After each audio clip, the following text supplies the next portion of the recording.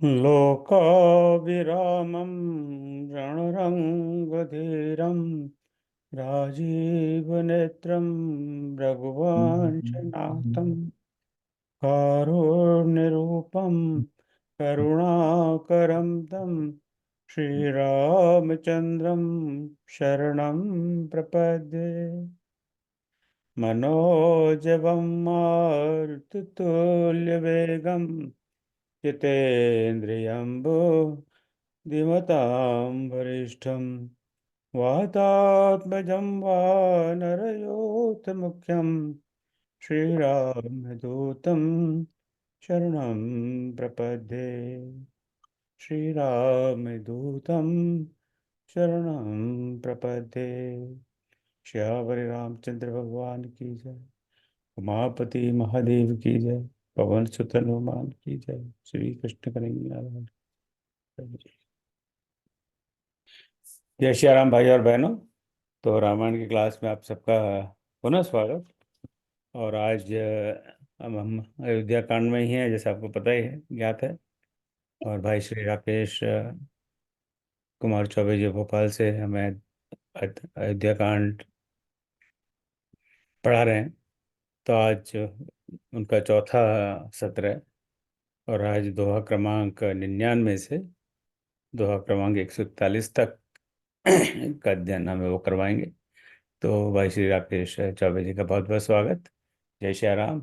आपका स्वागत है राकेश जय श्री राम। वक्रतुंड महाकाय सूर्यकोटि समप्रभ निर्विघ्नं कुरु मे देवे सर्व कार्येषु सर्वदा। सिया राम मैं सब जग जानी करहु प्रणाम जोरी जुग पानी। मैं सब आप सबके हृदय में विराजमान प्रभु श्री राम माता सीता को प्रणाम करता हूँ। आप सबको नमन करता हूँ, इस मंच को नमन करता हूँ। और मैं, जैसा आदरणीय गुप्ता जी ने बताया, कि मैं आज जो है दोहा 99 से 141 के बीच में आपसे चर्चा करूंगा। अयोध्या कांड मानस की आत्मा है। यहाँ कथा बहुत जल्दी जल्दी बदलती तो है, मगर जीवन के कई आयामों के बारे में भी वो हमको दिखाती है। यहाँ पर स्वार्थ, वचन, वचनबद्धता, परंपरा, माता पिता, पिता पुत्र, माता पुत्र, पति पत्नी, भ्रात प्रेम जैसे कई सामाजिक संबंधों के बारे में यहाँ पर परिभाषित ही नहीं किया गया, उनको स्थापित भी किया गया है। आज के प्रसंग में प्रजा के साथ हम सबका या राजा का कैसा व्यवहार होना चाहिए और ऋषि मुनियों का क्या महत्व है हमारे जीवन में, इस पर भी थोड़ी सी हम चर्चा करेंगे। जीवन के उतार चढ़ाव में यहाँ हम कई प्रकार की जो हम उलझने देखते हैं उनको भी यहाँ पर रामचरितमानस में कैसे सुलझाया है, इस पर भी हम थोड़ी सी चर्चा करेंगे। प्रभु अपने जीवन के उद्देश्य के मार्ग में धीरे धीरे आगे बढ़ रहे हैं। उनकी नम्रता, विशालता और आदर्श को वे स्थापित करते जा रहे हैं। अब हम आज की जो कथा है दोहा 99 से 141 के बीच, उसमें हम देखते हैं कि हमने कथा को छोड़ी थी कि रथु हाँ क्यों है राम तन, हेरि हे ही नाय, और देख ही निषाद विषाद बस, और धुन ही शीश पछताए। इसका जवाब ये हमने वहां पर छोड़ दिया था 99 दोहे पे। इसका जवाब अगली चौपाइयों में आप देखें तो बाबा कहते हैं कि जासु वियोग विकल पशु ऐसे, प्रजा मातु बिन जिये ही कैसे। जिनके वियोग में पशु जो है वो इतने विकल हैं, तो वहां की प्रजा और माता पिता कैसे जी रहे होंगे। आज का प्रसंग चालू होता है कि बरबस राम सुमंत पठाए। सुमंत जी को प्रभु जबरदस्ती जो है वो कहते हैं कि अब आप जो है अयोध्या के लिए जाइए। दोनों पेशो पेश में है, प्रभु श्री राम भी और सुमंत जी भी। प्रभु श्री राम ये सब अच्छी तरीके से समझ रहे हैं कि जैसे ही सुमंत जी अयोध्या पहुंचेंगे सभी की आशाएं छूट जाएंगी, स्थिति जो है नियंत्रण के बाहर हो जाएगी। और सुमंत जी सोच रहे हैं कि मैं महाराज को अब क्या जवाब दूंगा। उनने तो कहा था कि 4 दिन में जो है प्रभु श्री राम माता सीता और लक्ष्मण जी को वन दिखा के वापस ले आना। क्या होता है, सुमंत्र जी अयोध्या जाते हैं, ये कथा आपको मेरी अगली क्लास में मिलेगा। अभी थोड़ा सा यहां पर प्रसंग जो है वो फ्लैशबैक में चलता है। मैं फ्लैशबैक इसलिए कह रहा हूं कि ऐसा कुछ वाल्मीकि रामायण में या कई जगह इस प्रकार का नहीं मिलता, इसलिए यहाँ मानस में जो है उसको कहा, इसलिए मैं फ्लैशबैक का उपयोग कर रहा हूं यहाँ पर।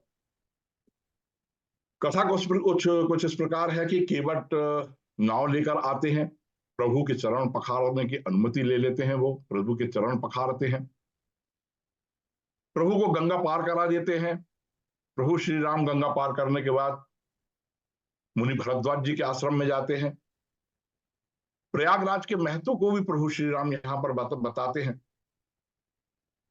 यात्रा के दौरान जहां जहां से प्रभु श्री राम, माता सीता और लक्ष्मण जी निकलते हैं, वहां के आसपास के रहवासी गांव के लोग जो हैं अपने सारे काम काज छोड़कर प्रभु के दर्शन के लिए एकत्रित हो जाते हैं। प्रभु अनेकों वनों पर्वतों से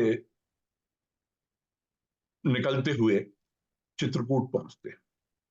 चित्रकूट में प्रभु जो है वाल्मीकि जी के आश्रम जाते हैं, उनसे जो है वो मिलते हैं, और प्रभु श्री राम पूछते हैं कि मुनि, मैं चाहता हूं कि मैं चित्रकूट में निवास करूं, तो मुझे रहने के लिए कुछ जगह बताइए।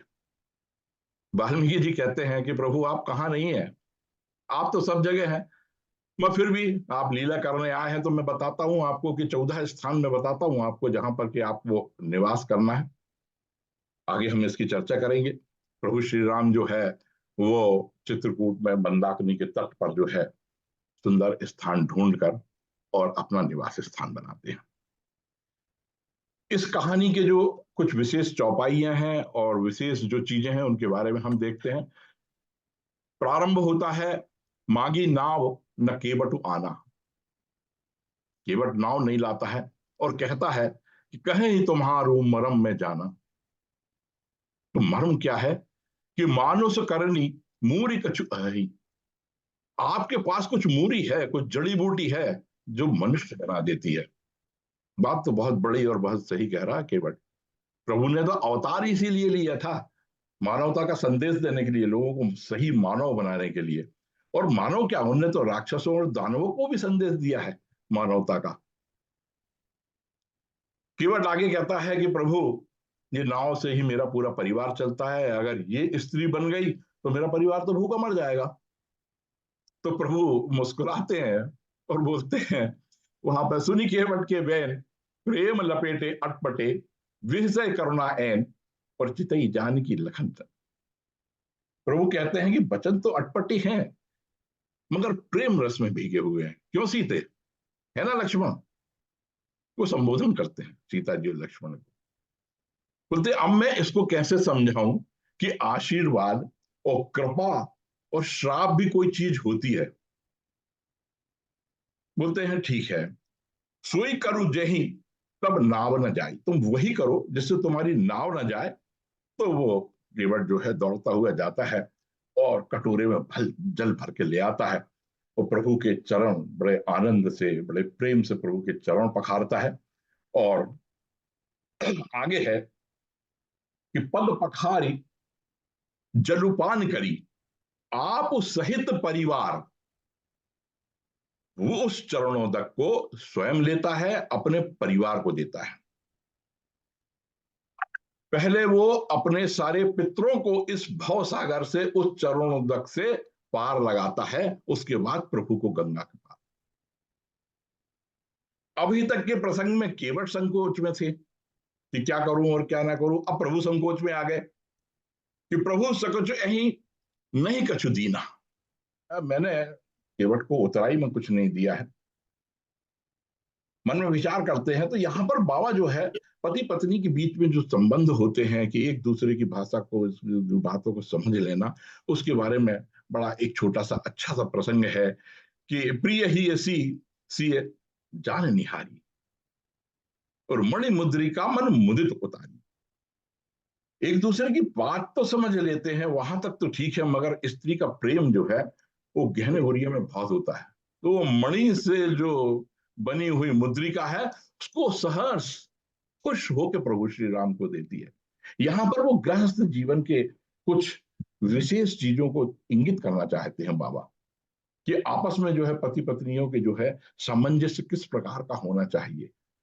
मैं ऐसा समझता हूं कि बाबा इस प्रकार के छोटे छोटे संवादों से, इस प्रकार की छोटी छोटी पारिवारिक बातों को बता के ये जो महाकाव्य है वो जन जन तक पहुंचा है। केवट तो सब कुछ, केवट को तो सब कुछ मिल गया, चरणों तक मिल गया, उसे उतराई की अब कोई मन में लालसा ही नहीं है।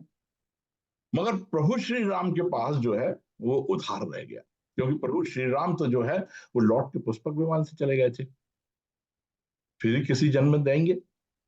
ये भी कहानी आपने कहीं ना कहीं तो पढ़ी होगी कि एक कछुआ था जो क्षीर सागर में प्रभु श्री राम प्रभु विष्णु भगवान के चरण स्पर्श के लिए बार बार आता है और माता लक्ष्मी उसको बार बार भगा देती है।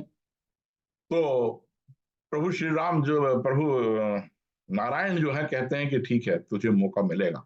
तो ये वो मौका मिला था उस कछुए को कि उसको चरण पखाड़ने का, तो शायद ऐसा फिर मौका कभी मौका मिलेगा। प्रभु श्री राम जो है केवट जी को जो है वो अपनी भक्ति का वरदान देते हैं। वो भक्ति कौन सी है? निर्मल भक्ति। भक्ति तो हम सब भी करते हैं, रोज ही करते हैं, और मगर उसमें निर्मलता नहीं आ पाती। वो निर्मलता सिर्फ और सिर्फ प्रभु की कृपा से ही आ सकती है, जिसमें किसी प्रकार का बोध ना हो, ऊंच नीच बड़े छोटे इस प्रकार का बोध ना हो, और सांसारिकता में रहते हुए वैराग्य हो। छोटे छोटे उदाहरण हैं, कई हैं इसमें। आपने प्रहलाद जी का नाम सुना होगा, ध्रुव जी का नाम सुना होगा, आधुनिक युग में हमारे बाबा तुलसीदास जी भी हैं, कबीर भी हैं, मीरा जी भी हैं, है ना। इन लोगों को आप देखें तो ये यहाँ पर इनने सांसारिकता में रहते हुए इनको विराग मिला था। इसको अरण्य कांड में हम विस्तार से पढ़ेंगे, जब अरण्य कांड की क्लास लगेगी तब वहां पर जो है प्रभु श्री राम खुद बोलते हैं, मैं अरु मोर तोर में माया।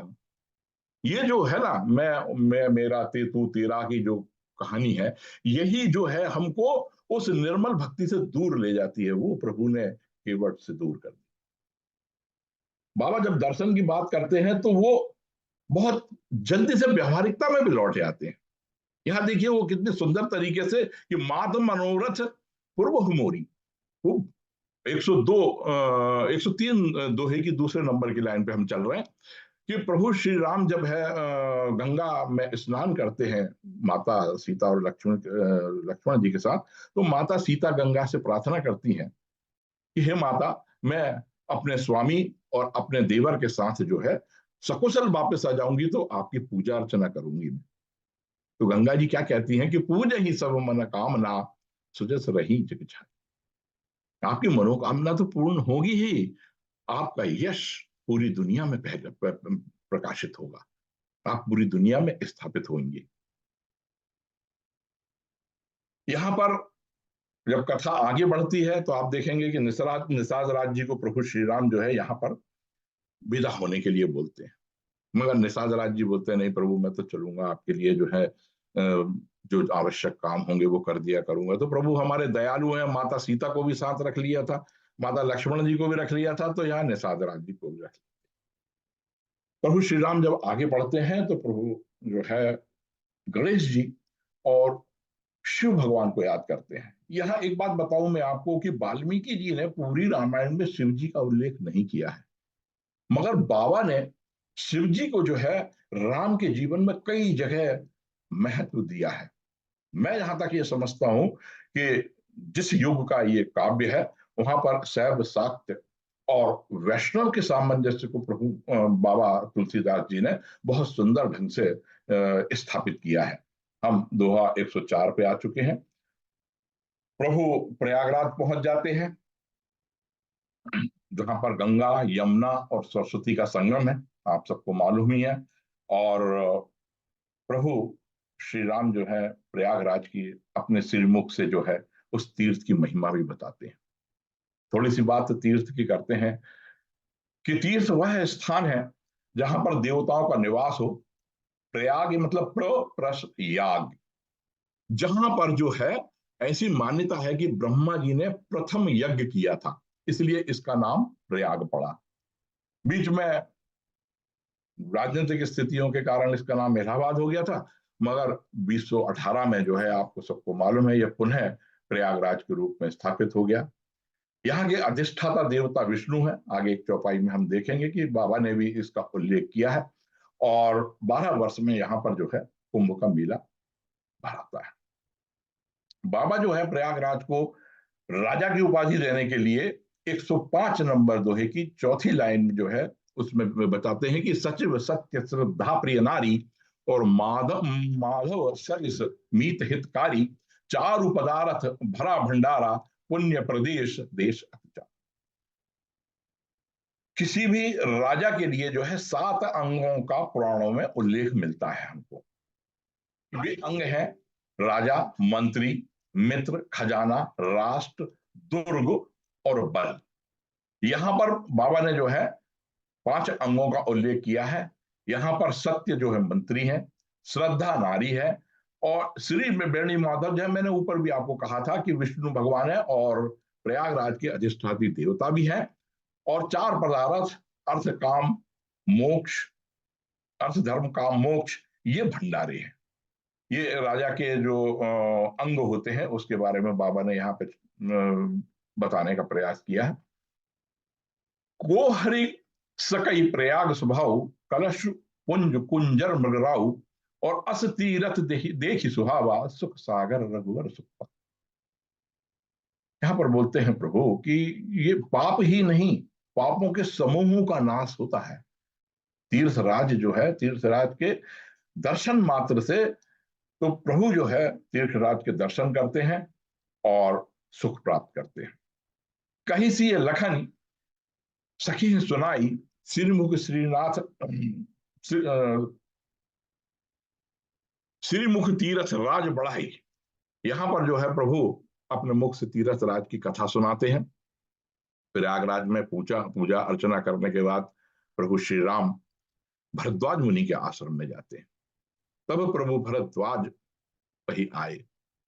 प्रभु के दर्शन पाकर मुनि भरद्वाज को लगा कि आज मेरे सारे पुण्य जो है वो उनका उसका फल मिल गया। मेरा जप योग तप वैराग्य सब कुछ सफल हो गया। आज मुझे प्रभु ने दर्शन दे दिए। प्रभु ने भी मुनि के द्वेष को सभी लोगों के सामने बताया। यहां पर बाबा की लेखनी जो है उसके बारे में देखें हम कि मुनि मन पुनि रघुवीर,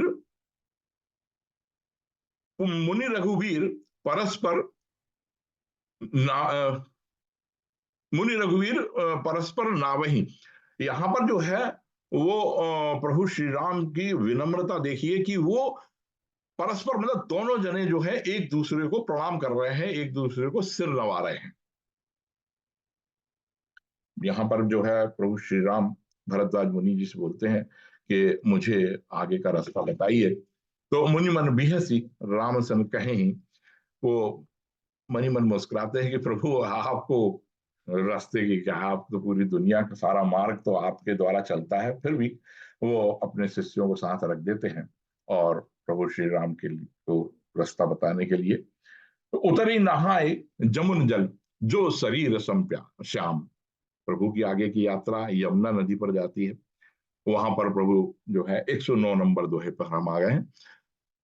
वहां पर प्रभु श्री राम यमुना नदी में स्नान करते हैं।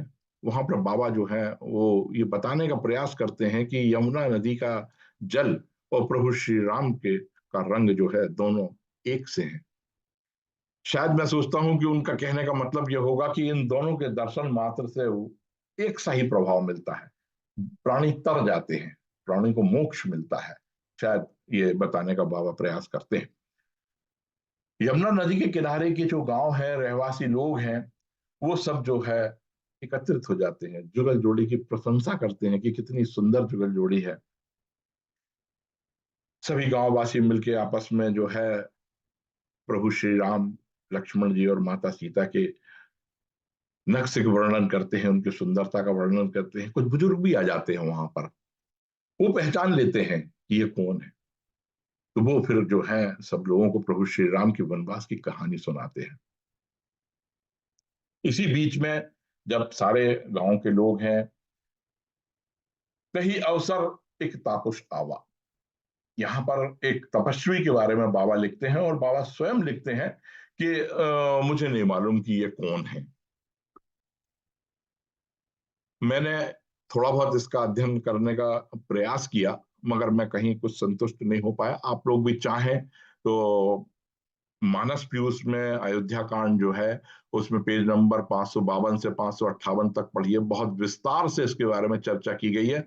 मगर मैं व्यक्तिगत रूप से आदरणीय श्रद्धेय हनुमान प्रसाद जी पोद्दार जी के साथ हूं कि ये हनुमान जी या बाबा स्वयं तुलसीदास जी होना चाहिए। और इसका निर्णय मैं जो ले रहा हूं वो ऐसे ले रहा हूं कि सजल नयल नयन तन पुलकित निज इष्ट देव पहचान। यहाँ इष्ट देव को पहचान, अब कौन पहचान सकता है कौन के इष्ट देव है, उससे मैं अनुमान लगाता हूं कि हनुमान जी और बाबा ही होना चाहिए। उन दोनों के इष्ट देव तो प्रभु श्री राम ही हैं। यहाँ पर आके वहां निषाद राज गुहू जी जो है वो जिद करके साथ आ गए थे। अब दोहा क्रमांक 111 के वहां देखे तो निषाद राज गुहू जो है उनको सहृदय जो है प्रभु श्री राम जो है विदा कर देते हैं। बाबा यहाँ पर जो है प्रभु श्री राम के प्रभाव के बारे में कुछ बातें करते हैं, कुछ गांव वालों से कुछ बातें कहलवाते हैं। वो अपन देखेंगे, कुछ नदियों से कहलवाते हैं और पर्वतों से कहलवाते हैं कि जिस जिस नदी में प्रभु श्री राम स्नान करते हैं, उन नदियों की प्रशंसा देव नदियां भी करती हैं। जिस जिस वृक्ष के नीचे प्रभु श्री राम ने विश्राम किया है, उन वृक्षों की प्रशंसा जो है कल्पतरु जैसे वृक्ष हैं वो भी करते हैं। जिन जिन गांवों से प्रभु श्री राम निकल रहे हैं, वो नागलोक और देवलोक से भी ज्यादा सुंदर और वैभव संपन्न हो गए हैं। ये ईशान, प्रभु श्री राम के प्रभाव को जो है वो बताने का बाबा ने प्रयास किया है। प्रभु श्री राम को कष्ट में देखकर बाबा भावुक हो जाते हैं कि राजकुमार हैं और एक कुल वधु, अयोध्या की पुत्र वधु कुल वधु हैं, बन बन भटक रही हैं। इसके बारे में थोड़ा सा मैंने देखने की कोशिश करी तो कवितावली में जो है वन के मार्ग और वन, दो जो है शीर्षक से बाबा ने कवित्व लिखे हैं। ये जो है कवित्ववली का पेज नंबर 20 से 28 के बीच में आपको इसके विस्तार से इसके बारे में पढ़ने को मिलेगा। दोहा नंबर 116 देखें आप कि बाबा की लेखनी जो है वो कहां कहां से शब्द और कैसा कैसा बाबा लेके आए हैं। बड़ा आनंद आता है जब पढ़ते हैं तो। श्याम गौर किशोरवर सुंदर सुषमाएन शरद सरवरी नाथ मुख और शरद सरोरहु नैन।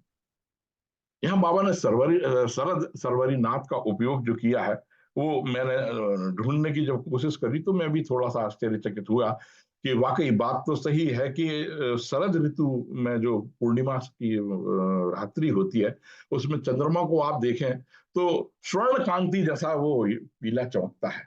उसको उन्होंने लक्ष्मण की उपाधि दी है। और यदि सुबह सूर्य उदय के तुरंत पहले का टाइम, सूर्य इधर सूर्य उधर उदय हो रहा और इधर चंद्रमा भी दिखता है, वो एक समय में आप देखें तो चंद्रमा जो है पूर्ण दिखता है और नीली आभा के साथ दिखता है बादलों की। तो वो प्रभु श्री राम की जो है वो आभा को बताने का बाबा ने यहाँ पर प्रयास किया है। बहुत सुंदर लिखा, मुझे बहुत अच्छा लगा। गांव की स्त्रियों के बारे में और माता सीता के बारे में यहाँ बहुत दो चार लाइनें बहुत सुंदर है। बहुत ही बाबा की लेखनी बहुत ही गजब की है यहाँ पर। तो देखें आप जो है 117 नंबर दोहे की पहली लाइन है कि सुमुख कहें को अहें तुम्हारे, ये कौन है तुम्हारे, गांव की स्त्रियां पूछती हैं। तो अब माता सीता के वचन जो है वो पढ़ने सुनने देखने लायक है कि सहज सुभाए सुभग तन गोरे नाम लखन लघु तेवर मोरे। ये जो गोरे जो हैं ये जो है वो मेरे छोटे देवर हैं। उसके बाद आगे की बात जो है वो बहुत बढ़िया है कि बहुरी वदन विधु अंचल ढाकी और पियतन तिन्ह भोए करी बाकी। इस दृश्य को शब्दों में बयां करना बड़ा मुश्किल है। इसको तो अनुभव ही किया जा सकता है। आगे कहते हैं कि खंजन मंजू तिरीछे नयनी और नृत्य पति कहो तिन्हीं सी सैनी। आंचल को मुख से ढांक कर भुएं तिरछी करके खंजन से नैनों से इशारा करती हैं और बताती हैं कि ये मेरे पति हैं। अब इसमें सब कुछ साहित्य क्या नहीं है, आप मुझे बताइए। और फिर इसके बाद हम कई जगह पढ़ते हैं, सुनते हैं, देखते हैं कि बाबा के साहित्य में प्रेम रस की बड़ी कमी है। इन दो चार लाइनों में मैं कहता हूं प्रेम रस के हजारों साहित्य कुर्बान किए जा सकते हैं जो बाबा ने लिखा है। मैं तुलसीदास जी को नमन करता हूं। आगे बाबा जो है वो गांव वालों से बात बुलवाते हैं कि इस दुनिया में भाई अगर इतने सुंदर प्रभु श्री राम, लक्ष्मण जी और माता सीता, जिनकी की सुंदरता की बढ़ाई नहीं की जा सकती, अगर वो उनको जो है भोग विलास से आप दूर रख रहे हो प्रभु, तो फिर भोग विलास की दुनिया में जरूरत ही कहां है। और इस पूरे ब्रह्मांड में इनसे सुंदर नर और नारी है कहां। देखो हूं खोज भुवन दसचारी, कहां अस पुरुष कहां अस नारी। 120 दोहा नंबर की चौथी लाइन। यहां के लिए बाबा ने बालकांड में भी, अगर आपको ध्यान आ रहा हो तो बालकांड जब हमने पढ़ा था तो दोहा नंबर 192 में निज इच्छा निर्मित तनु माया मन गोपाल की बात बाबा ने भी कही है कि ये इनकी सुंदरता है, जिनने खुद स्वयं इस पृथ्वी पर अवतार लिया हो और सर्वगुण संपन्न है, तो उनकी उनकी सुंदरता की तुलना आप कहां किसी से कर सकते हैं। तो ऐसे प्रभु श्री राम के लिए गांव वाले जो है वो जगदीश से प्रार्थना करते हैं कि जो जगदीश इन्हीं बनु दीन्हा और कर्त न सुमन मां रघु की। यदि प्रभु इनको ठीक है बन देना ही था आपको तो दे दिया, ठीक है, मगर कम से कम मार्ग तो जो है वो सुमन पुष्पों पुष्प तो बिछा देते मार्ग में। ये कांटे और धूल और पत्थरों में पैदल चल रहे हैं। भावनाएं देखिए वहां के लोगों की। यहाँ के बाद बाबा जो है 122 दोहे के आगे आप देखें तो बाबा ने जो है प्रभु श्री राम, माता जानकी और लक्ष्मण जी तीनों मार्ग में चल रहे हैं, तो वो जो चल रहे हैं उसको किस प्रकार से देखा, ये बाबा ने व्यक्त करने की कोशिश करी है। तो यहां पर जो है कई उपमाओं का उपयोग किया है। मुख्य रूप से 3 उपमाएं हैं। एक दार्शनिक भाव है जिसमें बाबा बोलते हैं कि प्रभु श्री राम जो है वो ब्रह्म है और माता सीता जो है वो माया है और लक्ष्मण जी जीव है। मन नहीं मानता है तो फिर सौंदर्य भाव लेके आते हैं। तो बसंत ऋतु को बीच में लाते हैं, कामदेव को लाते हैं और रति को लेके आते हैं। फिर भी बाबा का जो है वो मन नहीं मानता तो सुख भाव ले आते हैं। मतलब पुता माता और पुत्र की प्रेम की भावनाओं के बीच में ले आते हैं। और यहां पर जो है बुद्ध, चंद्रमा और रोहिणी की बात वो करते हैं, ये सुख भाव की बात करते हैं। इन तीनों उपमाओं को थोड़ा सा हम समझने की मैंने प्रयास तो किया है। मैं ये नहीं कहता कि मैं जो बोल रहा हूँ वो सही है। अगर आपको अच्छा लगे तो देखिए, नहीं तो मुझे भी बताइए कि कहीं अगर कोई गलत हो तो। पहला है ब्रह्म, माया और जीव। प्रत्येक व्यक्ति में 3 गुण जो है, सतोगुण, तमोगुण और रजगुण, तीनों गुण जो है विद्यमान होते हैं। और इन तीनों के संतुलन जो होता है उसी को योग कहते हैं। यहां प्रभु श्री राम को बाबा जो है वो ब्रह्म बताने की बता रहे हैं। और ब्रह्म जो है वो सत्य तत्व है, प्रकाश, साम्य, सुषमा और शांति शक्ति होती है इनकी। परंतु माया जो है वो ब्रह्म का अनुकरण करती है और माया के विहीन ब्रह्म जो है वो महामृत्यु होता है। तो ऐसा मैं सोचता हूं कि माया का हरण हुआ तभी रावण का वध हुआ। माया माता सीता को बताया है तमस तत्व बताते हैं उसको, वो स्थिति और निरोध शक्ति है, जो ब्रह्म की निजी शक्ति तो है, मगर जिसको हम आधुनिक भाषा में, अगर आप नेट वगैरह पे या कुछ आधुनिक पुस्तकें देखें तो स्पिरिट, आत्मा का नाम दिया है। माया और प्रकृति के योग से, माया और प्रकृति के योग से प्राण और जीवन उत्पन्न होता है, यह जीव है। अब जीव बताया है लक्ष्मण जी को, तो माया की अंतहीन क्रियाशीलता, चंचलता का उद्देश्य है जीवों का आविर्भाव, परंतु जीव स्वतंत्र है, उसका अपना पथ है। और माया सिर्फ क्या करती है कि सत्य और असत्य को प्रमाणित करती है बस। ब्रह्म का अपना रास्ता है, वो अपनी दृष्टि है ब्रह्म की, मगर माया जो है वो अनुसरण करती है ब्रह्म का, और जीव जो है वो ब्रह्म और माया दोनों का अनुसरण करता है। आधुनिक युग में इसको अगर देखने की कोशिश करते हैं तो क्वांटम फिजिक्स का सिद्धांत जो है वो कहीं जुड़ता है इससे, सूक्ष्म से स्थूल की जो यात्रा है वो ये बताने की कोशिश करता है। दूसरी उपमा है, इसमें बाबा कहते हैं कि इसमें पूरा वैराग्य है और मेरे प्रभु श्री राम के लिए वैराग्य नहीं, श्रृंगार की बात करनी चाहिए थोड़ी सी, तो वो प्रभु श्री राम को कामदेव बताते हैं और माता सीता को रति बताते हैं, और भाई लक्ष्मण जो है उनको बसंत ऋतु का मनमोहक दृश्य बताते हैं। तीसरी उपमा लोक सुख की है, जिसमें जो है प्रभु श्री राम को चंद्रमा बताते हैं, माता सीता को रोहिणी बताते हैं, और उनके पीछे जो है उनके पुत्र बुद्ध, ऐसा माना जाता है कि बुद्ध जो है वो चंद्रमा के पुत्र हैं, तो वो जो है पीछे हैं। और ऐसा हमने मानस में भी पढ़ा है कि माता सीता जो है वो लक्ष्मण जी को अपने पुत्र के समान मानती है। मैं इन सब पढ़ने के बाद बाबा को नमन करता हूं, और वाकई नाना पुराण निगमागम सम्मत की बात तो बाबा करते हैं, क्या नहीं है इसमें, कहां कहां से क्या क्या बातें हैं। बस ये है कि डी कोड, कोड और डी कोड की बातें जो है वो हमको, उसको पढ़ें तो बहुत कुछ सारी चीजें हमको मिलती हैं। प्रभुपद रेख बीच बीच सीता, धरती चरण मग चलत सभीता। अब फिर देखिए बाबा की लेखनी, ये तीनों चल रहे हैं तो उसकी कल्पना कर दी। अब फिर एक बात समझ में आई उनको कि ये थोड़े आड़े तिरछे चल रहे हैं, बाबा का मतलब वो देखिए देखने का एक ढंग कि वो कितना माइन्यूट ऑब्जर्वेशन है उनका। तो वो बोलते हैं कि चल तो रहे हैं तीनों एक दूसरे के पीछे, मगर वो ध्यान देते हुए चल रहे हैं कि दूसरों के चरणों पर उनके पैर ना पड़ जाएं। हालांकि दार्शनिक अर्थों में फिर वहीं पे बात लौट के वही ब्रह्म माया और जीव पे आ जाती है।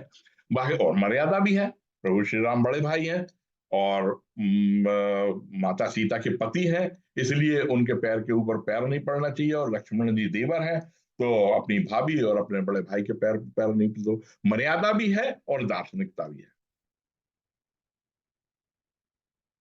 इसके बाद प्रभु श्री राम का अगला पड़ाव जो है वाल्मीकि जी के आश्रम में है कि देखत वन सर सैल सुहाए ओ वाल्मीकि आश्रम प्रभु आए।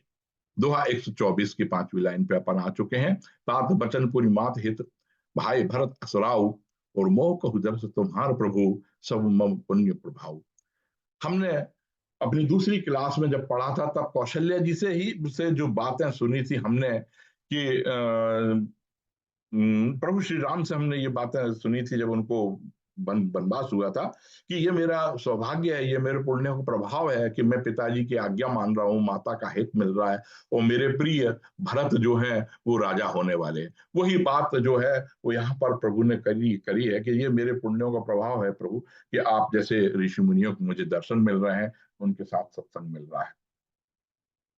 वाल्मीकि जी से मैंने जैसे आपको बताया था कि वो पूछते हैं कि प्रभु जो है वो मैं कहाँ निवास करूं। यहाँ पर देखिए कि 126 सोरठे के ऊपर एक छंद है, बहुत सुंदर छंद लगा मुझे। श्रुति से तु पालक राम तुम ही जगदीश माया जानकी, जो सृजति जगु पालति हरति रुख पाई कृपा निधान की, जो सहस शीशु अहिषु मही धरु लखनु सचराचर धनी, सुर काज धरि नर राज तनु चले अचल खर निस्तर अन। यहां पर जो है वो माया की और ब्रह्म की बात जो है, जगदीश और माया की बात जो है बाबा करते हैं, जो हम ऊपर बहुत कर आए। इसमें एक विशेष बात जो है वो महीधर लखन, पिछली बार भी मैंने आपसे कहा था कि लक्ष्मण जी को अवतार के रूप में रामायण में जो 3-4 बार किया, उसमें से एक बार यहां पर भी है। यहाँ पर जो है महीधर लखन का उपयोग किया है मैंने, इसलिए इस छंद का, और मुझे ये छंद भी बहुत अच्छा लगा था। इसके बाद कथा आगे बढ़ती है। तो ये जानई जह देव जनाई, और जानत तुम ही हो जाए। ये अविरल भक्ति की हमने बात ऊपर करी थी, वो यही है कि प्रभु की कृपा यदि मिल जाए और उसकी लीला यदि हमें समझ में आ जाए, तो फिर क्या बचा है। प्रभु की कृपा मिल गई, प्रभु के मतलब दर्शन हो गया, आपको साक्षात्कार हो गया। और अगर साक्षात्कार जीव का ब्रह्म से हो गया, तो ब्रह्म और जीव में कोई अंतर नहीं बचा। इसको आप जो है अरण्यकांड में अभेद भक्ति में पढ़ेंगे। यहाँ प्रभु के साथ एकात्म की बात आपको पढ़ने को मिलेगी। एक छोटे से उदाहरण को मैं से आपको समझाता हूँ कि ब्रह्म का प्रभाव या प्रभु का प्रभाव क्या होता है। कि चंदन का जो जंगल होता है, उसमें अगर अन्य पेड़ भी चंदन के पेड़ के साथ लगे होते हैं, तो उनमें चंदन की खुशबू व्याप्त हो जाती है। तो यदि हम प्रभु के नजदीक पहुंच गए, तो हम भी प्रभु हो जाएंगे। जैसे चंदन के पेड़ के आसपास जो पेड़ लगे रहते हैं, उनमें से भी चंदन की खुशबू आने लगती है। राम ही केवल प्रेम प्यारा, जान ले जो जान निहारा। ये हालांकि आगे मिलेगी। अपन अभी 127 दोहे पे बात कर रहे हैं, और ये 137वें दोहे को भी मैं यहां ले आया हूं, क्योंकि जो अपन ने ऊपर बात करी है, जानई तुम ही हो ही जनाई जाई बार की बात जो है, वो यहां पर भी हो रही है कि जाने ले जो जाने निहारा, जो भेल खोल के रात से जब प्रभु जब बातचीत करते हैं, तब ये बात, वो ही बात यहाँ पे तो मैं यहाँ पर ले आया हूं। आगे वाल्मीकि जी से वही 14 स्थानों की बात प्रभु करते हैं। तो पिछली बार मैंने आपको बताया था कि इन 14 जब भी आता है, तो फिर वहीं पर ध्यान जाता है कि 5 कर्म इंद्रियों, 5 ज्ञान इंद्रियां, और 4 जो है वो मन बुद्धि चित्त और अहंकार की बात आ जाती है। तो वो चीज आपको यहाँ मिलेगी अगर आप देखें तो। पहला जो निवास बताया हो कि जिनके श्रवण समुद्र समाना, कथा तो वही शुभ सरी नाना। यहाँ पर जो है श्रवण की बात कही गई है कि आप वही सुने, समुद्र के समान आपका श्रवण हो, जहां पर जो है प्रभु की भक्ति, प्रभु की लीलाओं की नदियां आकर गिरती हों। और लोचन चातक जिनकरी राखे, और हर ही तरह से जलधि अभिलाषे। चातक जैसे पक्षी होता है, उसको बादलों की चाह रहती है, ऐसे ही आपके नेत्र जो हैं, उनको प्रभु की जो है लालसा होना चाहिए, उनके दर्शन की। ऐसा जो हृदय है उसमें निवास करें। फिर इसके बाद है, जस तुम्हार मानस विमल, हंसनी जी जाहू, मुक्ता हल गुनगन चुनई, राम वसु ही दास। यानी आपके यश रूपी मानसरोवर से जो है वो हंसनी जो है आपके गुण रूपी मोतियों को ही चुने। ऐसे ऐसे हृदय में आप निवास करिए। इसके बाद चौथा स्थान बताते हैं कि आपकी नासिका पवित्र सुगंधों को सुने, सूंघे, नैवेद्यों की अच्छी अच्छी खुशबू को का वो सूंघे। इसके बाद अच्छे अच्छे नैवेद्यों का आप प्रभु को भोग भी लगाएं। देवता, गुरु, ब्राह्मण का आप आदर करें, प्रभु श्री राम की पूजा करते हो और उन पर विश्वास करते हो। ऐसे मन जो होते हैं उसमें प्रभु निवास करते हैं।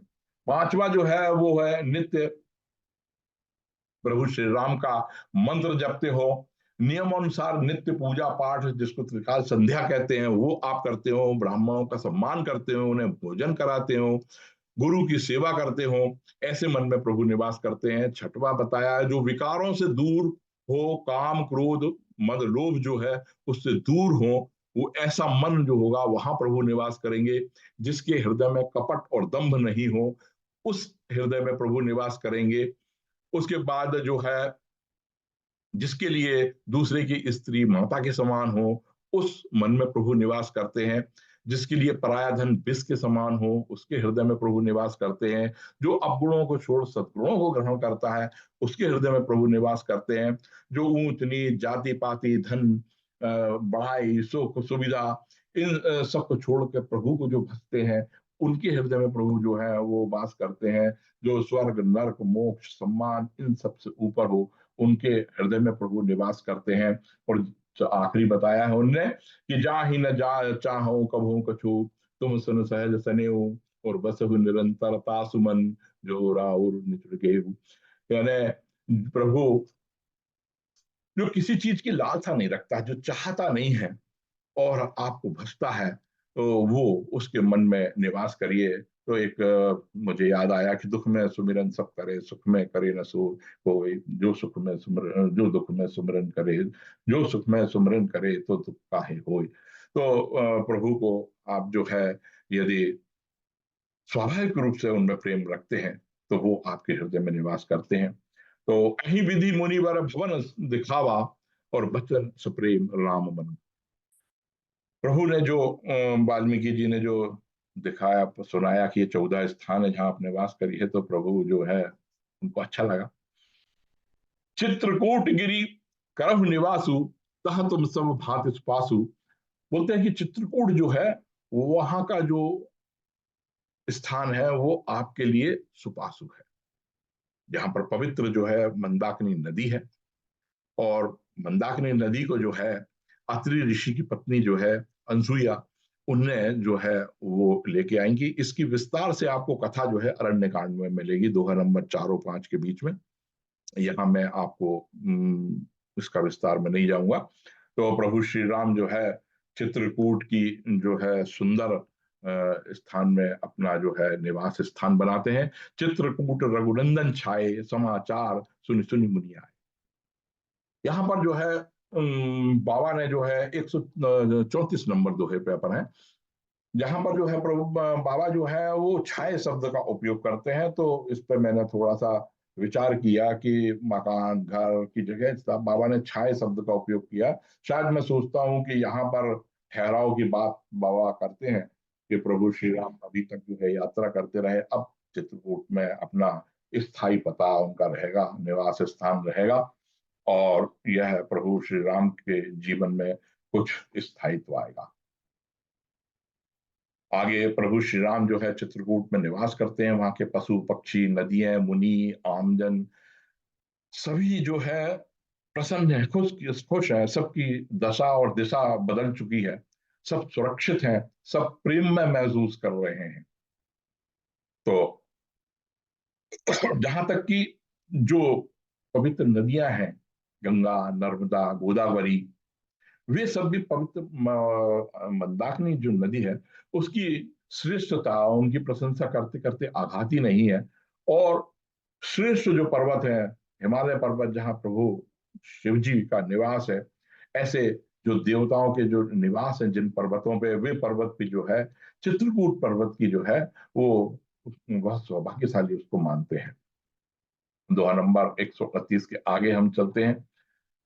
यहाँ बाबा जो है अलौकिकता और सौंदर्य का वर्णन जो है करते करते सांसारिकता में कैसे घुस जाते हैं, और कितनी चतुराई से जो है वो मैं आपको छोटी सी बात बताना चाहूंगा कि जब जब राम अवध सुधि करहिं, तब तब बारी विलोचन भरहि। प्रभु को जब भी 141 नंबर हमारा आखिरी दोहे के ऊपर की तीसरी लाइन में, जब जब प्रभु को जो है अयोध्या की याद आती है तो उनकी आंखें भर आती है, मगर प्रभु छुपाने लगते हैं उसको। और माता सीता और लक्ष्मण से वो छुपा नहीं पाते हैं, तो क्या करते हैं बचने के लिए कि लागे कहन कछु कथा पुनीता, तो सुनि सुख लहे लखन और सीता। वो डाइवर्ट करते हैं, उन लोगों को कथा सुना के उस अयोध्या के प्रसंग से दूर लाते हैं। राम लखन सीता सहित सोहत परम निकेत, और जिमी वासव बस अमरपुर, सची जयंत समेत। ये आखिरी दोहा मेरा। भगवान जो है अपनी पर्ण कुटी में उसी प्रकार विराजे हुए हैं जैसे इंद्र जो है इंद्राणी के साथ और अपने पुत्र जयंत के साथ। कुछ दो चार बातें जो है वो हम दार्शनिक पहलू की इसमें कर लेते हैं। कहे तुम्हार मरम में जाना, कीवर्ड ये बोलता है। प्रत्येक व्यक्ति ये बात करता, मैं आप हम सब यही कहते हैं कि अब हम प्रभु को तो जानते हैं, उसके मर्म को तो हम जानते हैं। और शायद हम जुड़ते ही इसीलिए हैं कि वो हमारे दुख दूर करेगा और हमें धन दे देगा और हमारा पैसा देगा, तो यही हम मर्म जानते। तो केवट और हम में बहुत अंतर नहीं है। हम आजीविका और जीवन चलाने के लिए है प्रभु को के मर्म को जानते हैं। इससे आगे हम प्रभु को जानने की कोशिश नहीं करते। और जिस दिन इससे आगे बढ़े, ये स्वार्थ हटा, उस दिन हम परमार्थ की लाइन पे आ जाएंगे और तब हमें प्रभु की कृपा प्राप्त होने लगेगी। इसके बाद चाहते तो केवट जी जो है वो इतनी उनने कहानी करी और वो कि भाई मैं बिना पैर धोए आपको, गंगा नदी में तो नाव खड़ी थी कि प्रभु पहले गंगा में पैर डालिए फिर मेरी नाव में पैर रखिए। भाई ये इतना सब गणित लगाने की जरूरत क्या थी? मतलब तो पांव पखारने और चरण स्पर्श करने का एक विज्ञान है। शायद बाबा इसको समझाने की कोशिश करते हैं। कभी आपने इस पर विचार किया है कि प्रत्येक व्यक्ति के अंदर एक ऊर्जा होती है और ऊर्जा का एक नियम है कि वो ज्यादा से कम की तरफ बहती है। अब आप कल्पना कीजिए कि जब आप किसी के चरण स्पर्श करते हैं तो आपका हाथ उनके चरण पे होता है और जिसके चरण स्पर्श करते हैं उनका हाथ आपके सिर पे होता है। ये एक लूप बनता है पूरा। और जिस व्यक्ति के आप चरण छू रहे हैं वो निर्विकार मन से आपको जो है वो आशीर्वाद देता है। और आप जब झुक रहे हैं तो उससे कुछ प्राप्त करने के लिए झुक रहे हैं। तो ये जो लूप बनता है ये ऊर्जा का स्थानांतरण करता है। और इसीलिए जो है हमारे यहाँ चरण स्पर्श या ये चरणोदक की जो बात जो कही है जो है वो शायद बाबा समझाने की यहाँ पर कोशिश करते हैं। आपने देखा होगा कि जो संत होते हैं या पूजनीय जन होते हैं वो कई बार आपको चरण स्पर्श नहीं करने देते हैं। अगर आप चरण स्पर्श उनके कर लेते हैं किसी प्रकार तो आपके सिर पे हाथ नहीं रखते। उसके कई धनात्मक कारण भी हैं और ऋणात्मक कारण भी है। अगर इसकी बहुत अच्छे से आपको स्टडी करना हो और इसको जानना हो तो योगी की आत्मकथा एक पुस्तक है, परमहंस योगानंद जी ने उसको लिखा है। उसको आप पढ़ें तो इस विज्ञान के बारे में आपको कुछ ज्ञान मिलेगा। फिर प्रभु के इस हृदय में प्रभु को स्थान अगर देना है तो फिर वही 19 द्वारों की बात आ जाती है जिसको अब हम कई बार बोल चुके हैं कि वही 5 कर्मेंद्रिय, 5 ज्ञान इंद्रियां और मन बुद्धि चित्त अहंकार, इसके साथ 5 तत्व क्षिति जल पावा का गगन समीरा, बाबा ने भी कहा पंच तत्व रचित शरीरा। तो इससे मेरा सिर्फ इतना सा कहना है कि जब भी आप कर्म करें तो सत्य, सेवा, परोपकार, मर्यादा, सौंदर्य, उदारता, भावना, विनय, दायित्व का समावेश करें। क्यों? क्योंकि ये सारे मेरे प्रभु श्री राम के गुण हैं। अगर आप अपने कर्मों में इनका समावेश कर लेते हैं तो आपका के हृदय में प्रभु श्री राम का निवास हो जाएगा। चित्रकूट के बारे में थोड़ी सी जानकारी मैं आपको देता हूं कि यह मध्य प्रदेश के सतना जिले में एक नगर पंचायत है जिसे बुंदेलखंड का क्षेत्र भी कहते हैं।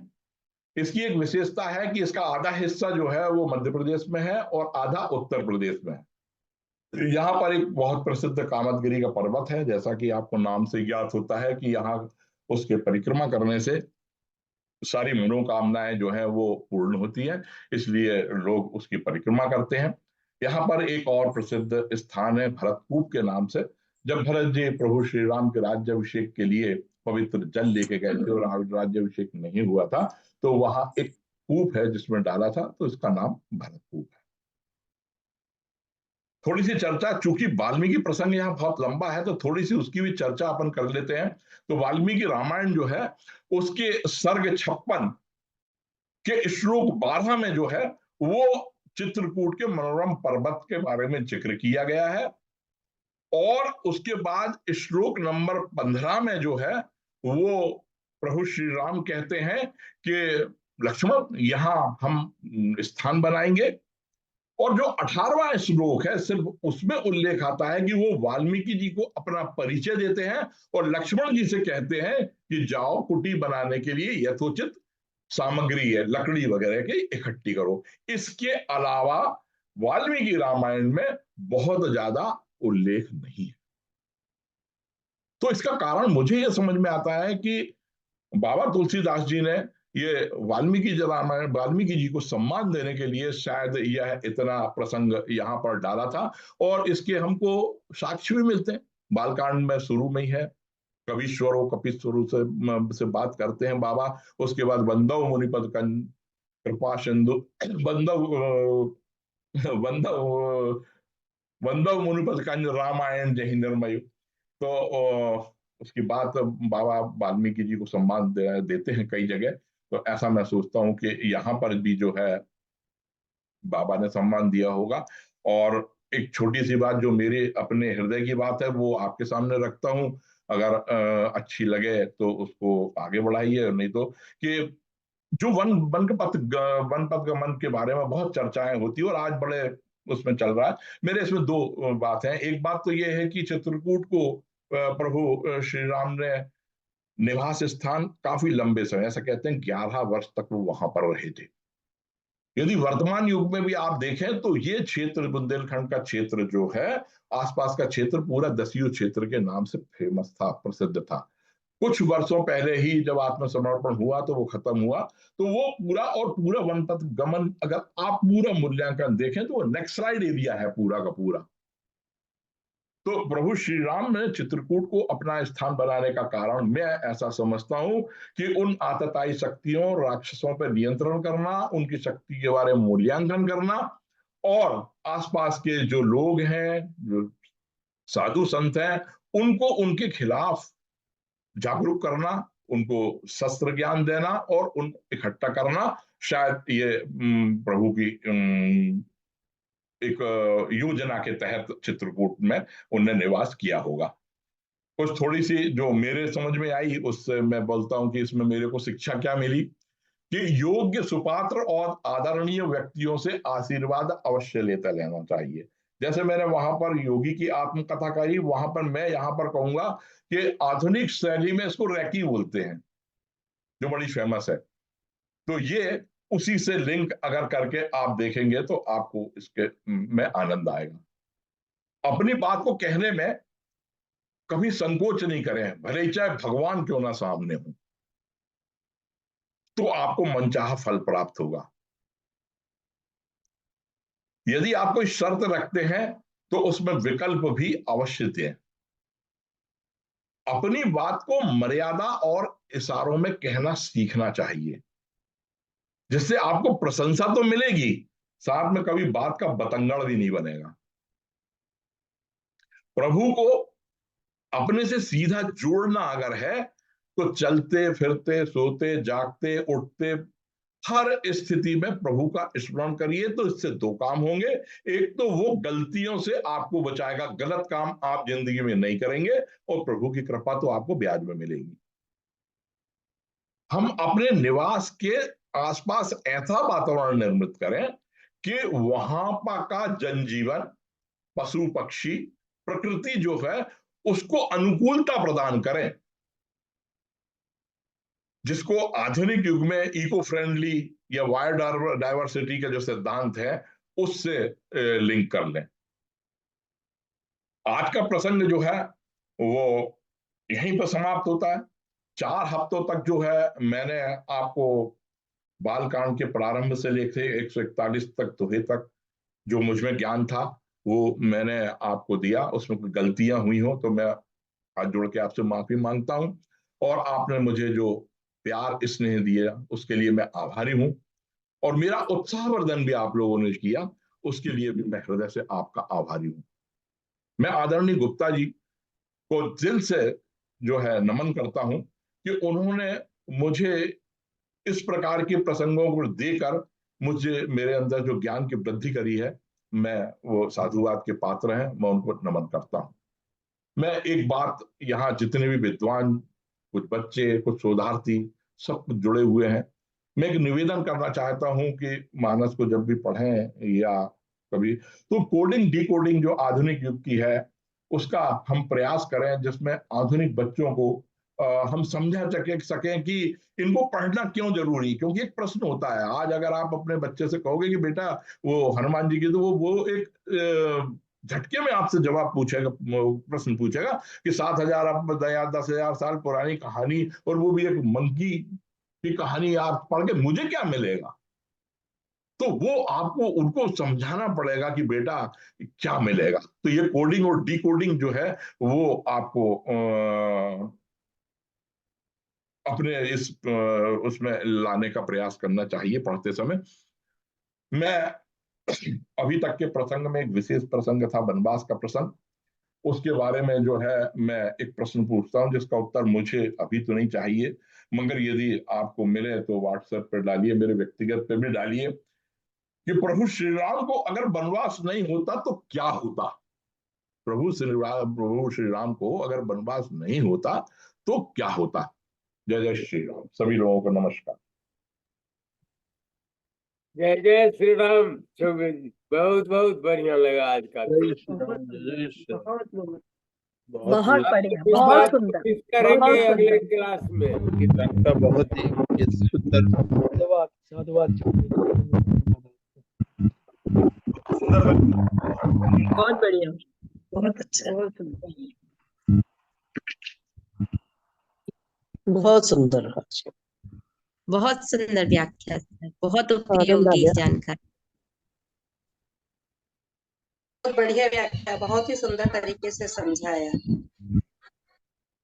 तो आदरणीय भाई श्री राकेश कुमार चौबे जी के लिए थोड़ी तालियां तो बनती है, नहीं बनती? बहुत बहुत हमारी संस्कृति में छोटे भाई को धन्यवाद देने की प्रणाली नहीं है। मैं क्या देना चाहता हूँ धन्यवाद, पर सोचता हूँ राकेश तो मेरे छोटे भाई हैं, इनको क्या धन्यवाद। आपका आशीर्वाद बना रहे सर। तो बस मेरा तो यही कहना है कि आपने बहुत बड़ा अध्ययन किया और इतनी गहनता से हमें संक्षेप में इतना बड़ा ज्ञान दिया पिछले 4 सप्ताहों से, तो इसके लिए हम सब आपके आभारी हैं।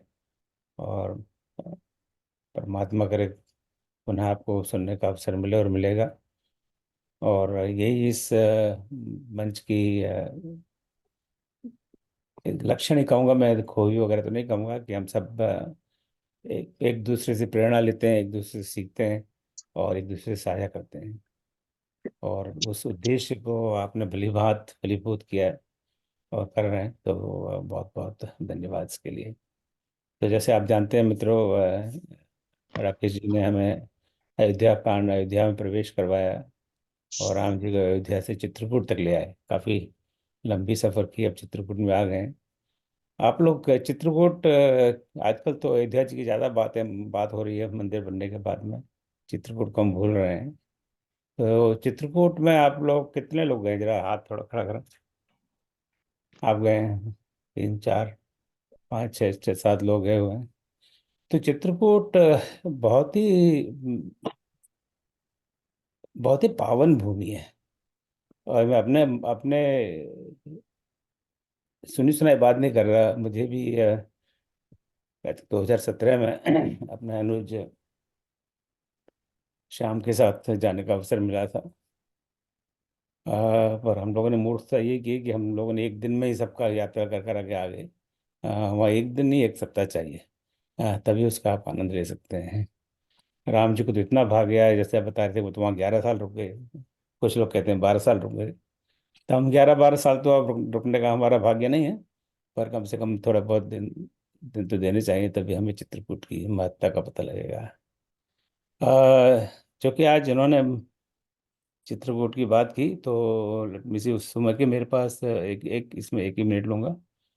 लिए हुए कुछ फोटो हैं, सारे फोटो मैं तो बहुत अनऑर्गेनाइज हूँ, तो सारे फोटो तो मेरे पास है नहीं, और होंगे तो कोई पता नहीं कहाँ है। पर मुझे लगा कि शायद आपको तो कुछ खास करके ये देखिए, वहाँ की जो नदी है मंदाकिनी, तो मंदाकिनी जी का ये चित्र है। और पहले हम मन में था कि कोई छोटी मोटी नदी होगी, ऐसा नहीं है। काफ़ी बड़ी रेगुलर प्रॉपर नदी है। और मंदाकिनी बगल में जगह जगह घाट बने हुए हैं।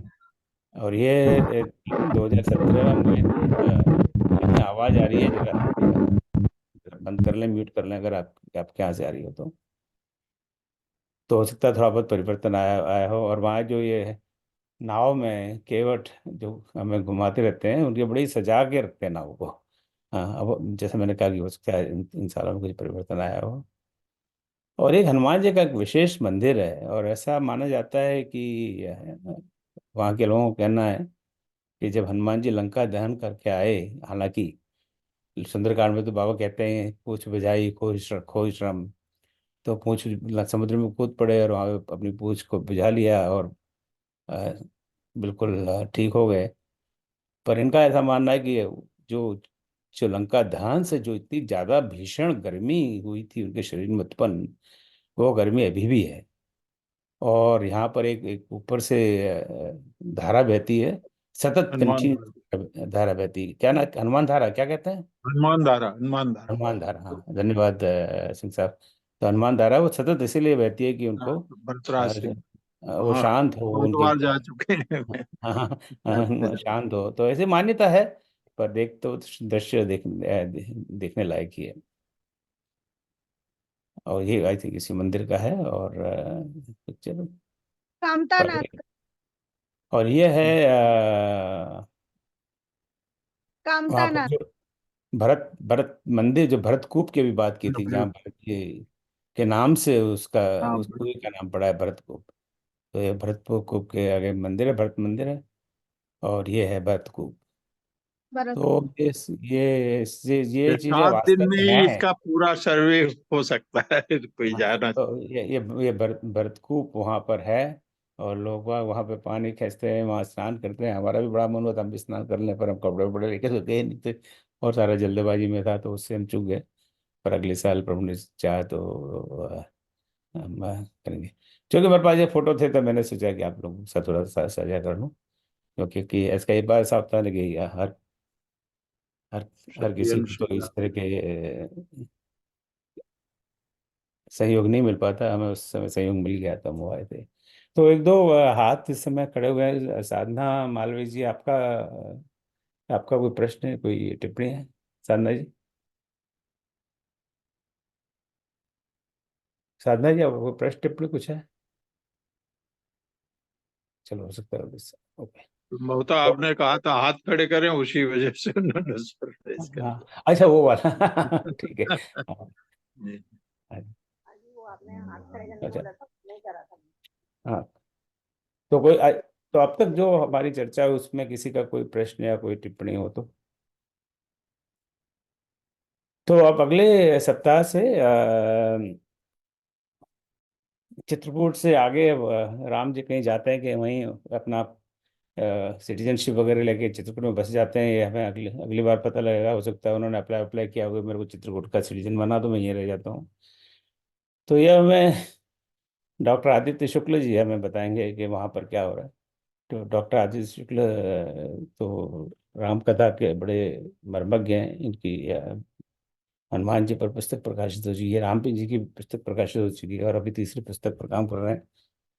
तो आदित्य जी, अब आपसे अगली बार सुनेंगे कि राम जी के मन में क्या है, वहीं टिके रहते हैं कि आगे जाते हैं। तो आपका बहुत बहुत स्वागत। मुस्कुरा रहे हैं कि हालांकि इनका नाम डॉक्टर आदित्य शुक्ल है, पर इनकी स्क्रीन पर राघव लिखा हुआ है। वो शायद ज़्यादा उचित है, राघव तो राम के दर्शन हो रहे हैं।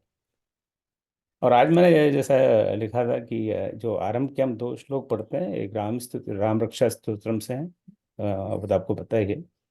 एक भगवान राम की स्तुति है, दूसरी हनुमान जी की स्तुति है। तो मैं चाहता हूँ कि आप लोग ही कोई उनको उनको पढ़ें।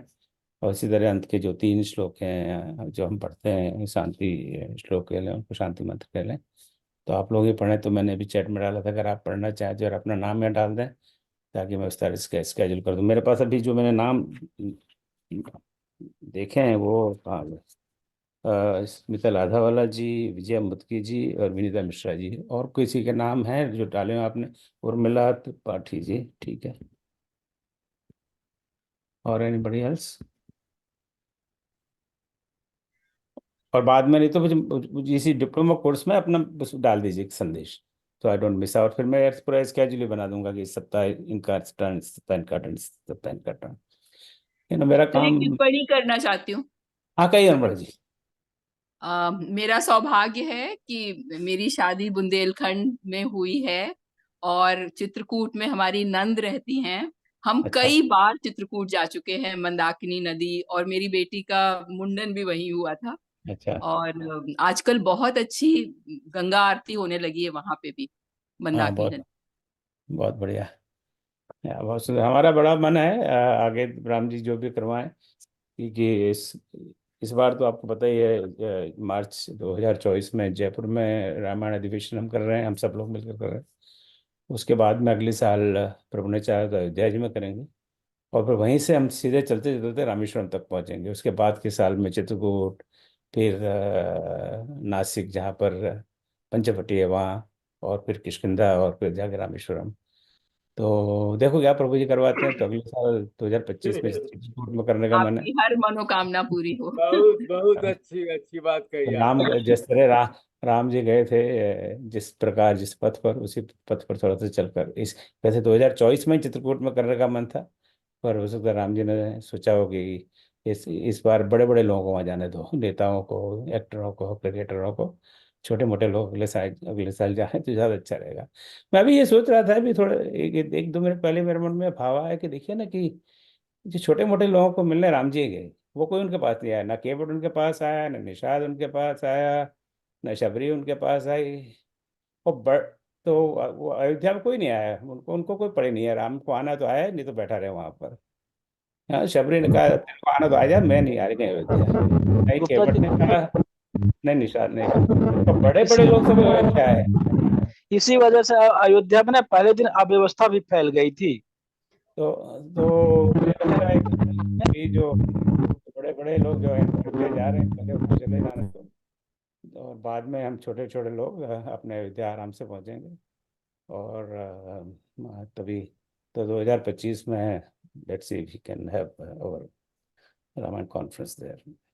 आपने गुप्त गोदावरी की फोटो नहीं डाली, वो चित्रकूट की?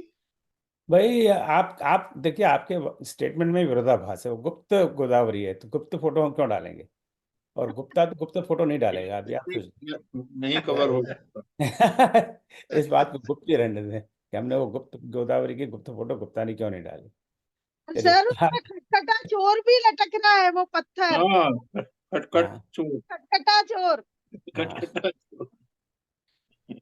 अम, तो तो श्लोक अभी चैंटिंग के लिए कहाँ पे नाम इस देना है? इस कोर्स के जो तो 35 टोटल सेशन है, इसमें आज 14 समाप्त हुए, यानी हम 40% कोर्स पूरा कर चुके। और आपको पता ही है, अयोध्या कांड समाप्त होते ही अयोध्या कांड पे बालकांड की तरह ही एग्जाम होगा। तो हम लोग अच्छे विद्यार्थी की तरह पढ़ना शुरू कर दें, तैयारी लास्ट मिनट तक नहीं रहें। दो चार प्रश्न तो जरूर टेढ़े होंगे, कि हमारे शिक्षक लोग ऐसे टेढ़े टेढ़े प्रश्न देते हैं, तो हम क्या करें, हमें भी चक्कर आता है, पर उनके प्रश्न शामिल करने पड़ते हैं। क्विज 13 समाप्त हो चुकी है, क्विज 14 चल रही है, जो आप सब लोग कर रहे हैं। और जो हमने एक प्रयोग किया था कि नए विषय को स्वयं सीखने का, तो दशरथ, महाराज दशरथ पे जो एक ये वीडियो पर आधारित क्विज डाली थी, तो उसमें से 68, आप में से 68 लोगों ने उस क्विज को लिया है, वो बहुत अच्छा। और मैं समझता हूँ बहुत अच्छा रिस्पॉन्स है। मतलब अभी क्लास में करीब करीब मैं समझता हूँ 120 के आसपास एक्टिव लोग हैं। तो 120 का 12 क्या, 12×5 = 60, 12×6 = 72, अबाउट अबाउट 60% लोगों ने वो ऑप्शनल क्विज की। तो आपको इतना जान, और उसका एवरेज स्कोर भी 10 में से 9 है। अब ये दूसरा इसी प्रकार का वीडियो हम इस रविवार के आसपास पोस्ट करेंगे। वह शिव जी पे काफ़ी बात की चौबे जी ने। तो तो मानस में महादेव, इस पर एक वीडियो है, जो एक महाशिवरात्रि पर मैंने उस पर थोड़ा सा वक्तव्य दिया था, तो उस पर हम वीडियो पोस्ट करेंगे। तो जो जो रामचरितमानस में शिव जी का कहाँ कहाँ कैसे कैसे किस किस संदर्भ में उल्लेख हुआ है, उस पर मैंने थोड़ी बात करने का प्रयास किया। तो मेरे ख्याल से रविवार के आसपास को पोस्ट करेंगे, और उस पर फिर बाद में कुछ पोस्ट करेंगे, तो आप उसमें भाग लीजिए। अब मेरे पास और कुछ कहने को इस समय नहीं है। अगर आपका कोई प्रश्न हो, कोई बात छूट गई हो, तो आप बताएं। सर, श्लोका चैंटिंग के लिए नाम कहाँ पे लिखना है? हाँ नहीं, आपने तो आपने कह ही दिया, तो मैं भी लिख लेता हूँ। और सर मेरा भी नाम लिख लीजिए। प्रेमलता शर्मा, ओके। और जो भी छूट जाए वो बाद में, जो जो ये डिप्लोमा कोर्स वाला ग्रुप है उसी में नाम डाल दें बस, है जी ना। तो ठीक उसमें है। क्या होगा कि वो छूटेगा नहीं, तो उस पर आप नाम डाल दें, ठीक। और सुलोचना जी, आपका कोई प्रश्न है? हाँ सर, मैं ये कहना चाह रही थी हाँ कि जब जी जी। डेट निकल जाती है उसके बाद अगर एक बार सारे प्रश्नों के जवाब मिल जाए हमको, जो हमसे कई बार हमको मिलते नहीं है, एक आध प्रश्न छूट जाते हैं, वो भी हम लोग सही कर सकें, तो डेट निकल जाए उसके बाद सारे प्रश्नों के उत्तर आ जाएं तो बेहतर हो। हाँ नहीं, इस पर अपनी बात हुई थी पहले, और इसमें मेरा सुझाव ये है कि जो सी एवरेज स्कोर करीब करीब 9/10 चल रहा है, 9, 8, 10, तो सोचकर एक या दो प्रश्न ऐसे होते होंगे, तो जो हाँ, एक दो जो प्रश्न ही जो है। हाँ, तो उसी को आप जरा डाल दीजिए कि इस प्रश्न का क्या करें। और आप या ऐसा भी कर सकते हैं हम कि हम देखते हैं कि मुझे एक सेकंड है जी, मैं अभी अभी आपको बताता हूँ।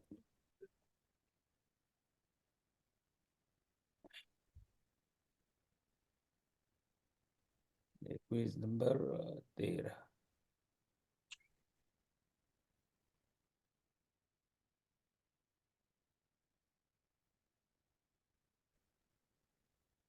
तो ऐसा कर मेरा भी सर नाम लिख लीजिए।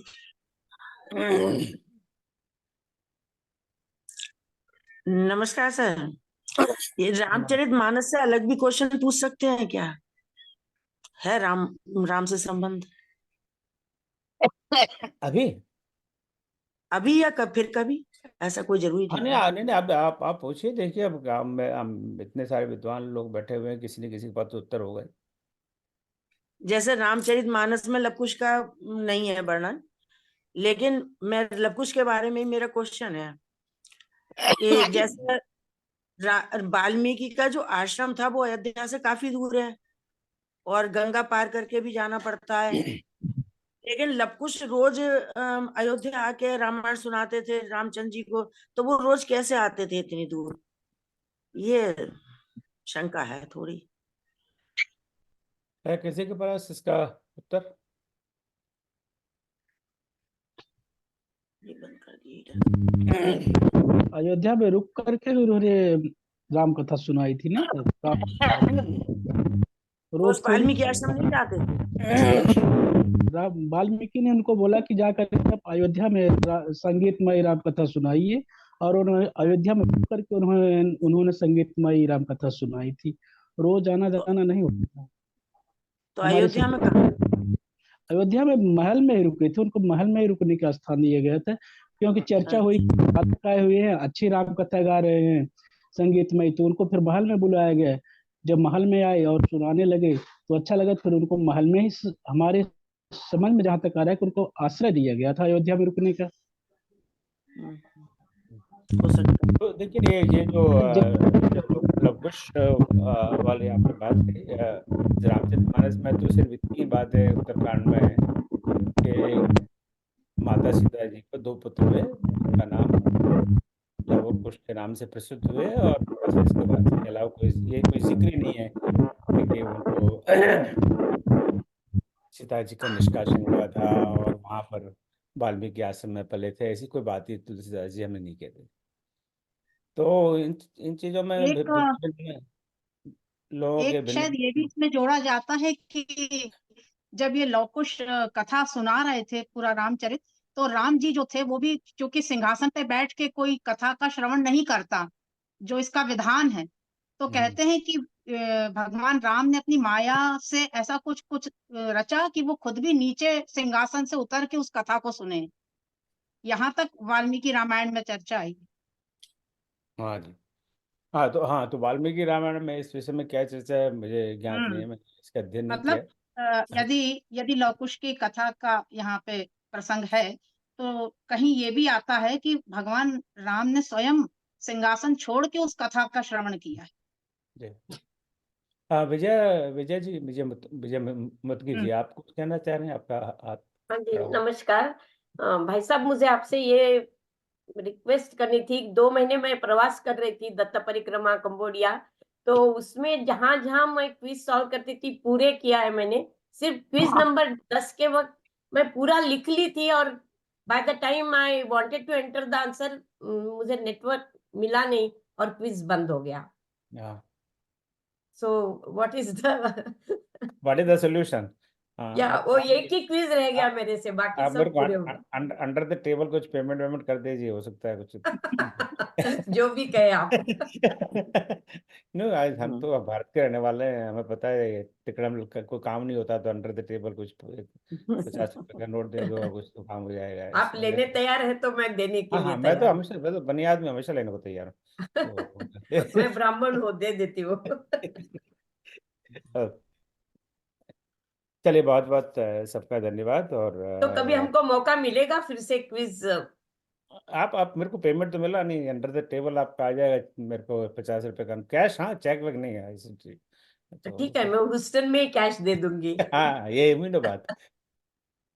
तो आप इस शनिवार से जो मानस में स्तुतियां हैं उनका बिल्कुल गहरा अध्ययन होगा।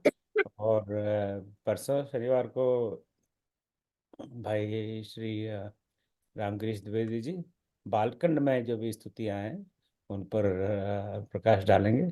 तो ये जो अब जो शनिवार को भी जो चल चल रहा है अध्ययन, वो एक इस डिप्लोमा कोर्स का एक एक्सटेंशन है, ये समझ लीजिए। तो ये सारी चीजें हम इसमें हर गुरुवार को तो शामिल नहीं कर सकते। तो हमने ये जुगाड़ लगाई, जुगाड़ कि उसको शनिवार को, जैसे अपने कॉलेज में नहीं होता था एक्स्ट्रा क्लास, एक्स्ट्रा का क्लास चल रही है जी, तो वो एक्स्ट्रा क्लास समझ लीजिए आप शनिवार की क्लास को।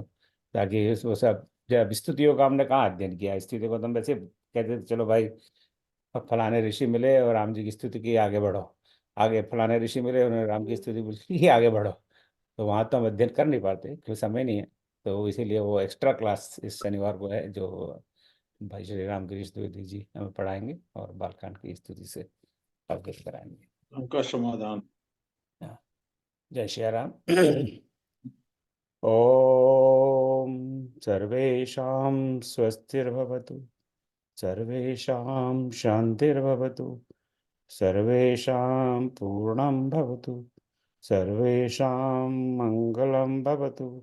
ओम सर्वे भवन्तु सुखिनः, सर्वे सन्तु निरामयाः, सर्वे भद्राणि पश्यन्तु, मा कश्चित् दुःखभाग् भवेत्। ओम वसुतो मा सद्गमय, तमसो मा ज्योतिर्गमय, मृत्योर्मामृतं गमय। ओम शांति शांति शांति। जय श्री राम।